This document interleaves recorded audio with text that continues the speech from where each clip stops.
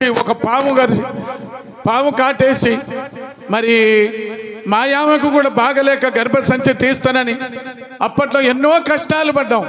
మామిడి చెట్టు 8 సంవత్సరాలు కాపు లేదు. తండ్రి గారు అక్కడికి వచ్చి కొబ్బరి నూనె వేస్తే కాపు వచ్చింది. దేవునికి స్తోత్రం. 8 సంవత్సరాలు లేని కాపు. అట్లాంటి కార్యాలు ఎన్నో జరుగుతున్నాయి. అయినా 99కి వచ్చేసరికి జూన్ నెల 6వ తారీఖు సమ్మక్త వారం అక్కడ 1999లో మరి దేవుడు నన్ను సేవకు పిలిచాడు. అయ్యగారు సేవ చేయాలని ఈ దర్శనాలు ఇస్తున్నాడు అన్నప్పుడు, ఈ శోధనలన్నీ వస్తున్నాయి అన్నప్పుడు నేను అన్నాను, ఎక్కడ చేయాలి సేవ, ఎవరికేం చెప్పాలి? నాటకాలు వేసుకుంటూ వెళ్ళిపోయే వాళ్ళం, శాస్త్రాలు పురాణాలు చదివేవాళ్ళం.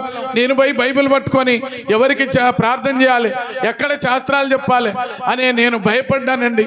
కానీ దేవుడు దర్శనం ద్వారా, దేవుని కృప ద్వారా ఆయన నన్ను సేవకు పిలిచిండు. దేవునికి స్తోత్రము. మరి ఆ సేవలో సదమదమవుతూ ఎన్నో ఇబ్బందులు పడుతూ మరి సేవకు అభిషేకం తీసుకున్న తర్వాత గుంటిపల్లికి వెళ్ళిపోయానండి. గుంటిపల్లి స్థలం కొని అక్కడ పాక వేసి అక్కడ కూడా ప్రార్థన చేసి 2 సంవత్సరాలు గడిచిన తర్వాత 3 రూపాయలు వచ్చేదండి ఆదివారం అంతా. మరి 6-17 బియ్యం అనేది ఉండేది. గుప్పిళ్ళ బియ్యం కొంచెం కొంచెం తెచ్చేది. చాలా బాధల్లో ఉన్నా, ఇబ్బందుల్లో ఉన్నా, తట్టుకోలేక పిల్లగాళ్ళు తినేటోళ్ళు ఏం చేయాలని చెప్పని పరిస్థితి దారుణంగా ఉందని ఇక్కడికి వచ్చానండి. ఇది మా అత్తగారి ఊరు. ఇక్కడికి వచ్చిన తర్వాత ఒక ఇల్లు కొని ఆ ఇంట్లో ప్రార్థన పెడుతూ చిన్న చిన్నగా సేవను, సంఘాన్ని అభివృద్ధి చేస్తూ మరి సేవలో చిన్నగా ఒక్కొక్క కుటుంబాలని దగ్గరికి తీసి, నేను సావు బతుకుల్లో ఉన్నవాడని నేనే. మరి దేవుడు నన్ను సేవ చేయమన్నాడు. కానీ ఆ సేవలో సదమదమైతూ 5 పిల్లలండి, 2 మగ పిల్లలు, మరి 3 ఆడపిల్లలు, వాళ్ళ పెళ్లిళ్ళు చేస్తూ మరి సేవలో కొనసాగుతూ సంఘం గడుతూ ఈ మందిరాన్ని నిలబెట్టి ఇక్కడ ఇదంతా కేవలము నేను చేస్తున్నానంటే నా వెనకమాల ప్రార్థన చేస్తున్న వ్యక్తి ఎవరయ్యా అంటే మన ఆత్మ తండ్రి లాంబు ఇమానేలయ్య గారు. దేవునికి స్తోత్రం. ఒక్కసారి చప్పట్లు కొట్టి హల్లెలూయా అనండి. మన అమ్మగారు ఎంతో మనకు కనికరించి, వారు ఎంతో ప్రార్థన. ఇక్కడ సంఘం నిలబడదంటే మన వల్ల కాదు, ఈ మందిరం నిలబడదంటే మన వల్ల కాదు, ఈ సేవ నిలబడదంటే మన వల్ల కాదు, నా కుటుంబం నిలబడదంటే మన వల్ల కాదు. వారి ప్రార్థనే. నేను పోయినసారి ఒకసారి చెప్పాను చూడండి, ఇంటికి ఒక పెద్ద దిక్కు, మరి గ్రామానికి ఒక పెద్ద దిక్కు, కుటుంబానికి ఒక పెద్ద దిక్కు, సంఘానికి కూడా ఒక పెద్ద దిక్కు అంటే ఎవరంటే మన ఆత్మ తల్లిదండ్రులే. దేవునికి స్తోత్రం. వారి ప్రార్థనే మనం ఇలాగున్నాం, ఈరోజు ఎట్లున్నాం. అయితే దేవునికి స్తోత్రము. మరి ఆ 99 నుంచి సేవలో కొనసాగుతూ ఈ రకంగా చేసుకొచ్చానండి. నా రక్షణ సాక్ష్యం చాలా ఉంది. ఆ నిమ్మకాయలు, కోళ్ళు, యాటలు, కుక్కలు అవన్నీ అడవుల్లో పెట్టి ఎన్నో రోజులు మంత్రాలు తంత్రాలు చేశారు. నిమ్మకాయలు కోసి ఆఖరికి మా నాన్న ఇక్కడ అంశపాదని వేస్తారంట. అంశపాది అంటే బిలేడుతోని కోసి నిమ్మకాయలు 3 బలం కల్లా మొగోళ్ళు ఇక్కడ పెట్టి రుద్దేది, తలకెక్కిందని. తల అసలే. అయితే అలాంటి పరిస్థితులు కూడా దగ్గలే. అలాంటి పరిస్థితి ఎంతో బాధపడి ఎన్నో ఇబ్బందులు పడి లాస్ట్కి వచ్చిన తర్వాత క్రీస్తు సైన్య సహవాసములకు అడుగుపెట్టిన రోజు నుంచి దేవుడు నన్ను ఆశీర్వదించాడు. దేవునికి స్తోత్రం. హల్లెలూయా. దేవుడు ఎంతో గొప్ప దేవుడు. మరి సంఘం ఎంతో గొప్పది, మరి సహవాసం ఎంతో గొప్పది, ఈ సహవాసంలో ఉన్న నియమాలు ఎంతో గొప్పవి. దేవుడు అందుకనే మరి యేసుపాదమయ్య గారు అయితే నా వెనువెంటనే ఏ బాధ వచ్చినా, ఏ ఇబ్బంది వచ్చినా 3 సంవత్సరాలు ఏకదాటిగా రాత్రి మగళ్ళు నేరేడుచర్ల బస్సు దిగి, లారీ దిగి ఎల్లారం నడిచిపోయే వాళ్ళం. ఇద్దరం మాట్లాడుకుంటా 15 కిలోమీటర్లు ఎల్లారానికి, నేరేడుచర్లకు. ఇక్కడికైతే 10 కిలోమీటర్లు. అలాంటి పరిస్థితుల్లో మేమిద్దరం రాత్రి మగళ్ళు ఒక చోటనే ఉండేది, ఒక చోటనే తినేది, ఒక చోట పడుకునేది. అలాంటి పరిస్థితిలో దేవుని సన్నిధిలో నేను ఇక్కడొచ్చి సంఘాన్ని నేను సమకూర్చుకున్నా. మరి యేసుపాదమయ్య గారు ఎల్లారం నుంచి ముకుందాపురం వచ్చి ఆ అయ్యగారు అక్కడ స్థిరపడ్డారు. దేవునికి స్తోత్రం అండి. మరి ఇట్లాగా కొనసాగుతూ సంఘాన్ని ఇలా కట్టాం. అయితే అందరు కూలీలు ఎక్కడ పచ్చగుంటే అక్కడ వెళ్ళిపోతారు. జూన్ నెల 20 వచ్చేసరికి ఎవరు ఉండరు, ఇంత మాత్రం కూడా ఉండరు. ఇంకా పెళ్ళిళ్ళు ప్రబోధనాలు ఉన్నాయి. ఈ రోజులు చాలా మంది రాలేకపోయారు, పెళ్ళిళ్ళకి వెళ్ళిపోయి ఎక్కడెక్కడో చుట్టాల పైన ఏందమ్మా అంటే అయ్యగారు మరి ఇప్పుడే కదా ఖాళీ ఉంది, మేము చుట్టాలు అది ఇది చూడాలి కదా అని అంటారు, వెళ్ళిపోయారు. సరే, దేవునికి స్తోత్రము. వచ్చిన వారే ధన్యులు, రాని వారికి మరొక సమయం దేవుడు సమకూర్చాలి. దేవాది దేవునికి స్తోత్రము. ఈరోజు ఈ స్తుతి కూటం మరి ఇంకొక సాక్ష్యం నేను మర్చిపోయాను. మే నెల 12వ తారీఖు ఈ మందిరం కట్టిన మరి 2010 మే నెల 12వ తారీఖు అండి. మే నెల 12వ తారీఖు భయంకరమైన నెలలు. మరి ఈ భయంకరమైన నెలల నేను మందిరం ప్రతిష్ట పెట్టడానికి అవకాశం కుదుర్తలేదు. ఎండలకు ఎవరు తట్టుకోలేకపోతున్నారు అని తండ్రి గారికి చెప్పినప్పుడు, జూన్ నెల ఉంది కదయ్యా, 2 ఒకేసారి మరి పెట్టుకొని 2 సాక్ష్యాలు చెప్పండి దేవుని సన్నిధులు అన్నారండి.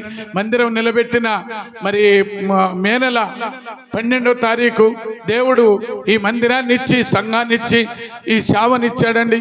ఈరోజు పరిచర్య చేసిన బిడ్డలు సమయం లేదు కానీ చాలామంది ఎక్కువైనా తక్కువైనా దూరముల నుంచి వచ్చైనా చాలా పరిచర్య చేశారు. ఇంతమందికి పరిచర్య కంటే ముందు మన ఆత్మ తల్లిదండ్రులు ప్రార్థన సహవాసముతో నడిపారు. అందరూ చేతులతో చప్పట్లు కొట్టి వారిని ఘనపరచాలి. దేవాది దేవునికి స్తోత్రం. వారి ప్రార్థనే ఎక్కువ మనకు వర్ధిల్లేది. కాబట్టి మరి అయ్యగారు అమ్మగారు కూడా మరి చాలా ప్రార్థన చేశారు, చాలా ప్రయాసపడ్డారు ఈ సంఘం కొరకు, ఇక్కడ నిలబడాలని, మరి ఇసాకయ్య గారిని నిలబెట్టాలని, క్రీస్తైన సావాసములో ఒక సబ్ సెంటర్ ఇక్కడ ఉండాలని. మరి నాకైతే ఏం తెలియదు ఆ రోజుల్లో. మరి హిందూ గ్రంథాలను నేను చదువుకుంటూ వెళ్ళిపోయేది కానీ బైబిల్ విషయం నాకు అస్సలు తెలియదండి. మరి ఆత్మ తండ్రి గారు ట్రైనింగ్ ఇచ్చి వాళ్ళే నన్ను బలపరిచి వాళ్ళే నన్ను తీసుకొచ్చారు. ఈరోజు ఈ కూటానికి కావలసిన ధన సాయం కానీ, కావలసిన రైస్ కానీ, పాలు కానీ మరి దేవుడు సమకూర్చాడు. మరి ఆటపోతు మొక్కుబళ్ళు ఉన్నాయి కానీ బిడ్డలు మరి ఇయ్యలేక కొంచెము వెనక దగ్గర అప్పుల పరిస్థితి ఉందని మరి మరొక సమయమైనా ఇస్తామనుకున్నారు.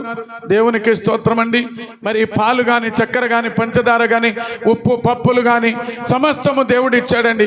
గిఫ్ట్ కూడా మరి ఈ సంవత్సరము గిఫ్ట్ దేవుడు మరి చిన్నగానే ఒక ఫోన్ తీసుకోవడం జరిగిందండి. ఫోన్ లేదు, అందరూ సమకూర్చి మరి గిఫ్ట్ ఇచ్చారు.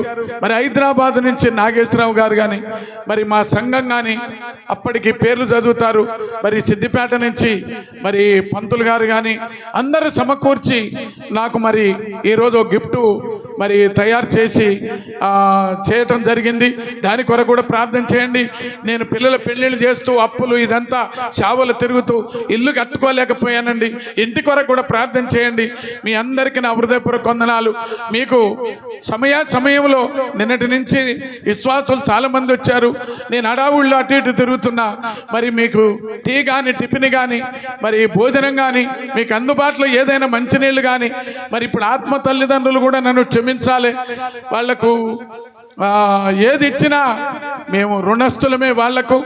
కానీ ఏది చేయలేకపోతున్నాం, మమ్మల్ని క్షమించాలని నా కుటుంబం తరపున, నా తరపునండి. నా కొడుకులు కోడళ్ళు కూడా మరి ఈ సంవత్సరం బాగానే పరిచర్య చేశారు. బిడ్డలు వారిని కూడా దేవుడు దీవించాలి. మరి మోషే ఈరోజు ఉదయం నాకు ఒక విషయం చెప్పాడు. మోషేకు మే నెలల కీడు దర్శనం వచ్చింది. మోషే చనిపోయినట్టుగా. అమ్మో, నేను భయపడ్డాను. ఏంది మోషే ఇట్లా వచ్చింది, గంట ప్రార్థనకు రావైతివి అన్నప్పుడు మోషే స్తుతికూటం రోజు నాన్నగారు ఇక్కడికి వచ్చినప్పుడు పూలు బాంబులు తెచ్చి దేవుని సేవకుని నేను ఘనపరుస్తానని ఈరోజు బాంబులు తీసుకొచ్చేసాడండి. మోషే కూడా సంతానం కలగాలని మరి ప్రభాకర్ కూడా మరి ఆటోలో సమానం తీసుకురావటం ఈరోజు చాలా పరిచర్య చేశారు.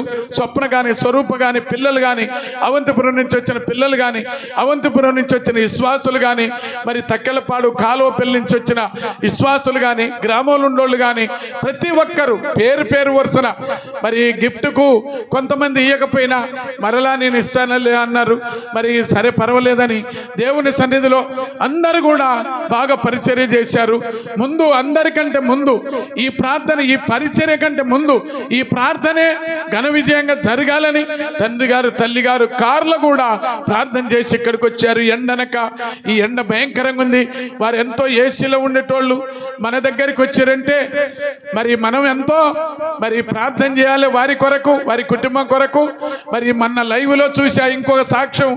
మరి కమలమ్మ గారు నా కళ్ళకెంటనే నీళ్ళు వచ్చినాయి. మరి ఫ్లైట్ దిగి నేను లైవ్లో చూస్తున్నా, ఆత్మ తల్లిదండ్రులు ఎదురు చూస్తున్నారు. రాజయ్య గారి బిడ్డ మరి మెలికమ్మ గారు చక్కగా ఎదురు వెళ్తున్నారు. మరి కమలమ్మ గారు డాక్టర్ అమ్మ గారు మరి అక్కడి నుంచి ఫ్లైట్లో దిగారండి. నేనైతే ఎంతో ప్రార్థన చేసిన ఎండలు. మరి వేరే దేశంలో లేడీస్ ఎవరన్నా బస్సు ఎక్కి వేరే మిరియాలు కూడా వెళ్ళి రమ్మంటే భయపడుతుంటారు.